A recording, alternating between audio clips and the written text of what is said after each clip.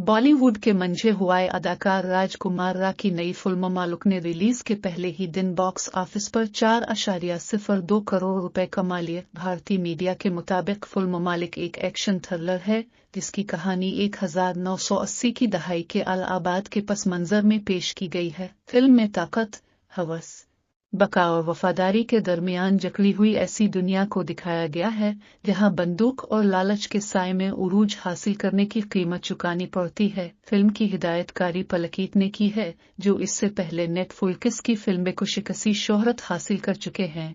इससे कबल पलकीत की हिदायतकारी में राजकुमार राव वेब सीरीज बोस डेड/अलो में काम कर चुके हैं, जो कि अंग्रेजों के खिलाफ एक मुजाहमती रहनुमा की बायोपिक थी। राजकुमार राव, जिन्होंने अपनी फिल्मों शाहिद, न्यूटन, उस्तरियावर हालिया बाप कसरा कांत में शानदार अदाकारी से शोहरत की बुलंदी छुआ, फिल्म मालिक में गैंगस्टर का किरदार निभाया है। फिल्म मालिक में राजकुमार राव का किरदार ताकत, जुर्म और सियासत के पेचीदा रास्तों से गुजरकर एक खौफनाक मकाम तक पहुंचता है।